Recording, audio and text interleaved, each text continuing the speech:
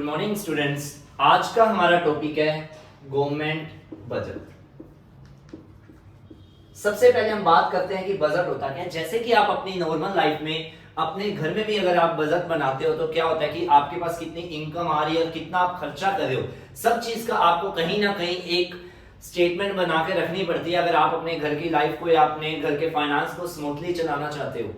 इसी ढंग से जो हमारी गवर्नमेंट होती है, जैसे कि आपकी जो बुक है वो मैक्रो इकोनॉमिक्स है, तो मैक्रो इकोनॉमिक्स के हिसाब से हमारा जो टॉपिक है वो क्या है, गवर्नमेंट बजट। कि हमारी कंट्री में जो गवर्नमेंट बजट बनाती है तो वो कैसे आता है, क्या क्या क्या उसके कंपोनेंट्स होते हैं, क्या उसकी स्टेटमेंट्स होती है।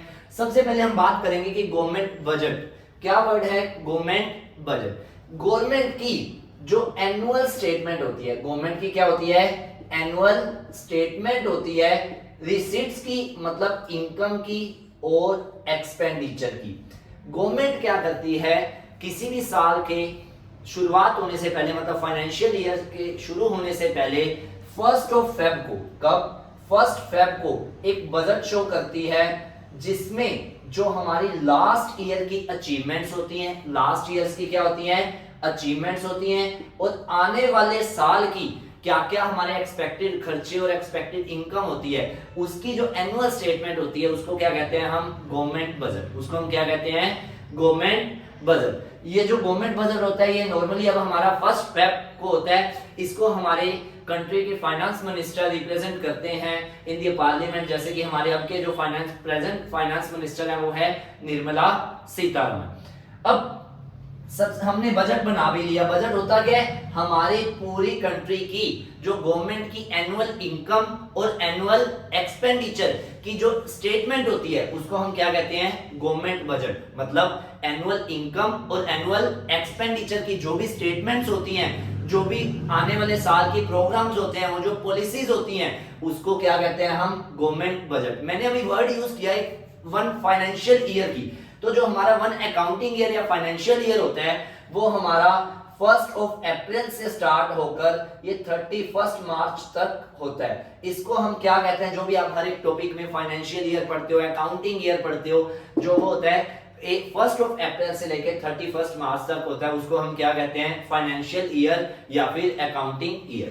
अब आपके मन में सबसे पहले एक बात आनी चाहिए कि जो गवर्नमेंट है वो बजट बनाती क्यों है, क्या जरूरत पड़ती है गवर्नमेंट को बजट बनाने की। तो there are some objectives of the government budget, जिसे हम क्या कहते हैं, गवर्नमेंट बजट क्यों बनाती है। There are the objectives of government budget. इसका सबसे पहला पॉइंट अगर हम बात करते हैं तो सबसे पहला होता है रीडिस्ट्रीब्यूशन ऑफ इनकम। क्या होता है, रीडिस्ट्रीब्यूशन ऑफ इनकम। अब रीडिस्ट्रीब्यूशन का मतलब होता है कि हमारी कंट्री में दोबारा डिस्ट्रीब्यूट करना। इनकम इन द सेंस क्या होता है कि किसी भी कंट्री में कुछ पुअर लोग होते हैं और कुछ क्या होते हैं, रिच लोग होते हैं। तो गवर्नमेंट चाहती है अगर कुछ लोग ज्यादा पुअर हैं, कुछ लोग ज्यादा रिच हैं, तो उसमें क्या होता है, इनइक्वालिटी क्रिएट होती है। गवर्नमेंट क्या करती है, वो इक्वालिटी क्रिएट करने के लिए, गवर्नमेंट इक्वालिटी क्रिएट करने के लिए क्या करती है, पुअर पर टैक्सेस जो है वो कम कर देती है। इवनली उन्हें क्या प्रोवाइड करवाती है, सब्सिडी प्रोवाइड करवाती है। और जो रिच पीपल होते हैं उनके ऊपर गवर्नमेंट क्या करती है, टैक्सेस ज्यादा लगाती है, ताकि उन टैक्सेस का यूज करके हम क्या कर सके, आगे उनको और ज्यादा इनकम डिस्ट्रीब्यूट कर सके। तो सबसे पहला क्या है इसका, रीडिस्ट्रीब्यूशन ऑफ इनकम। क्या है रीडिस्ट्रीब्यूशन ऑफ, वो क्या है हमारा, रीएलोकेशन ऑफ रिसोर्सेज। क्या पॉइंट है हमारा, रीएलोकेशन ऑफ रिसोर्सेज। किसी भी कंट्री में अगर इसको हम रीएलोकेशन भी कह सकते हैं, इसको हम एलोकेशन ऑफ रिसोर्सेज भी कह सकते हैं।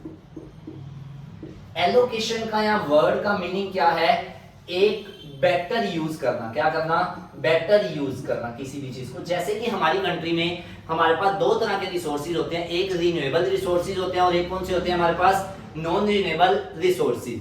तो क्या है कि जो हमारे गवर्नमेंट चाहती है कि जो रिन्यूएबल रिसोर्सेज है उसका यूज ज्यादा हो, और जो नॉन रिन्यूएबल रिसोर्सेज हैं जैसे कि पता है वो आने वाले टाइम में खत्म होने वाले हैं, और उनका रिसोर्सेज का यूज क्या हो, कम हो। तो गवर्नमेंट क्या करती है, जो नॉन रिन्यूएबल रिसोर्सेज होते हैं, जैसे कि आपके पास पेट्रोल है, डीजल है या कोई भी केरोसिन ऑयल है, तो इन चीजों के ऊपर टैक्सेस क्या कर देती है गवर्नमेंट, इंक्रीज कर देती है ताकि लोग उसका यूज कम करें। और जैसे आपको पता है हमारे पास नॉन रिन्यूएबल रिसोर्सेज, जैसे कि आजकल ईवी व्हीकल्स आ रहे हैं और उसके बाद ई रिक्शाज आ रहे हैं या फिर गाड़ियां आ रही हैं सारी, तो गवर्नमेंट चाहती है कि हम ईवी का यूज करें। उनके ऊपर गवर्नमेंट क्या करती है, सब्सिडी प्रोवाइड करवाती है ताकि लोग उसका यूज क्या करें, ज्यादा करें, और जो नॉन रिन्यूएबल रिसोर्सेज हैं उनका यूज क्या करें, कम करें। इसीलिए गवर्नमेंट क्या करती है, उनके ऊपर टैक्सेस ज्यादा लगा रही है, और जो हमारे पास नॉन रिन्यूएबल रिसोर्सेज हैं उनके ऊपर टैक्सेस क्या कर रही है, कम कर रही है।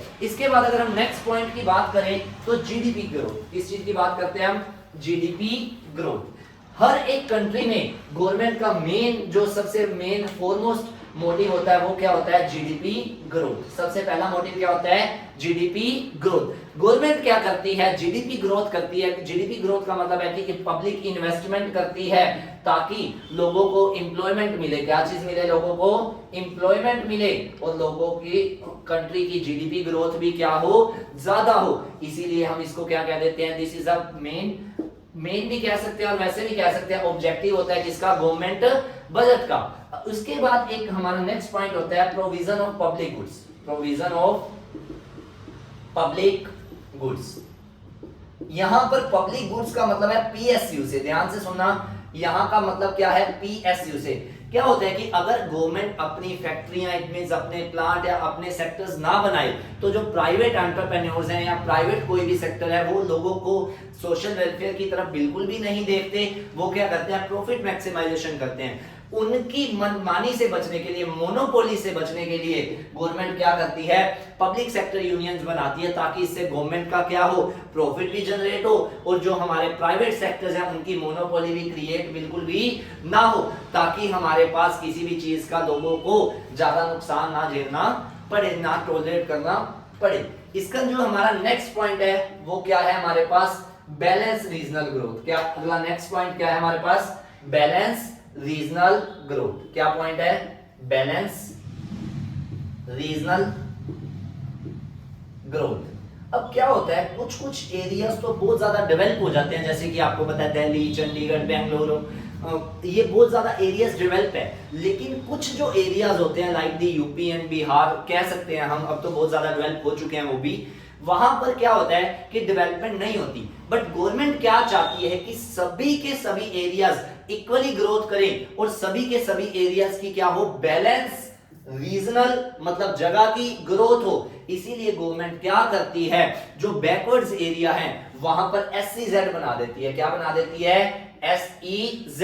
SEZ का यहां पर मतलब क्या है, स्पेशल इकोनॉमिक जोन्स। क्या SEZ का क्या मतलब है, स्पेशल इकोनॉमिक जोन। गवर्नमेंट क्या करती है, जो बैकवर्ड्स एरिया है उनकी डेवलपमेंट के लिए वहां पर टैक्स में भी रिबेट प्रोवाइड करवाती है, वहां पर सब्सिडी भी प्रोवाइड करवाती है, वहां इलेक्ट्रिसिटी भी सब्सिडाइज रेट पे प्रोवाइड करवाती है और इंफ्रास्ट्रक्चर भी स्ट्रॉन्ग प्रोवाइड करवाती है ताकि हमारे इंडिया में सभी जगह की क्या हो सके, बैलेंस रीजनल ग्रोथ हो सके।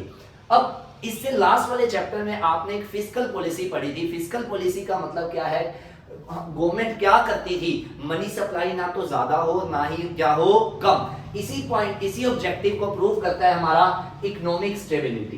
क्या प्रूव करता है, इकोनॉमिक स्टेबिलिटी।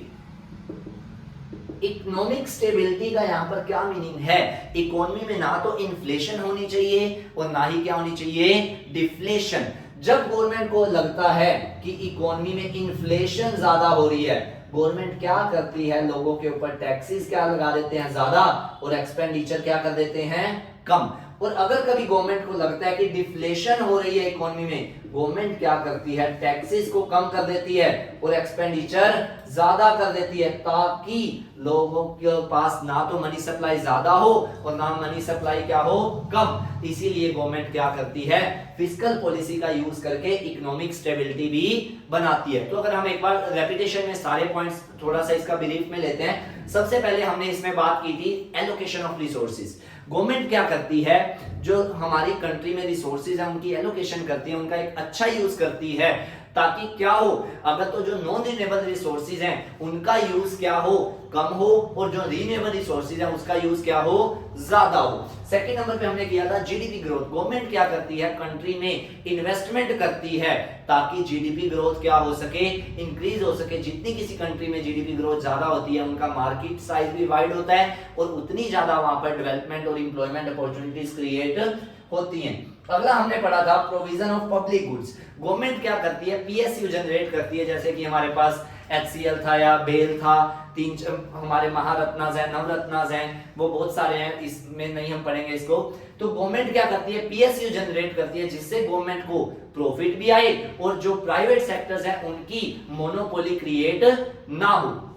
नेक्स्ट पॉइंट था हमारा बैलेंस रीजनल ग्रोथ। गवर्नमेंट क्या करती है, सभी सेक्टर्स की, जो सभी एरियाज हैं सबकी रीजनल ग्रोथ है वो बैलेंस चाहती है कि पूरे के इंडिया के जो एरियाज हैं वो डेवलप हो, कोई भी एरिया बैकवर्ड ना रहे। तो गवर्नमेंट क्या करती है, जो बैकवर्ड एरिया हैं उनकी ग्रोथ करने के लिए वहां पर एसईजेड बना देती है, मतलब स्पेशल इकोनॉमिक जोन, जिससे क्या हो वहां पर वहां के लोगों को भी एम्प्लॉयमेंट मिल पाए, वहां पर एम्प्लॉयमेंट क्रिएट होने के साथ साथ इंफ्रास्ट्रक्चर डेवलप हो पाए। And the last one is the economic stability.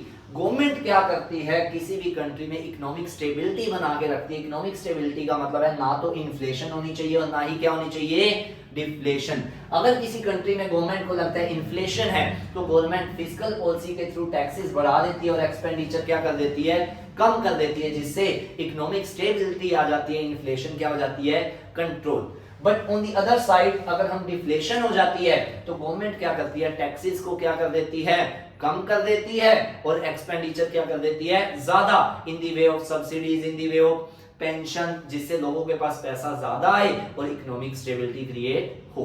तो that is the topic budget and it's objective. Thank you.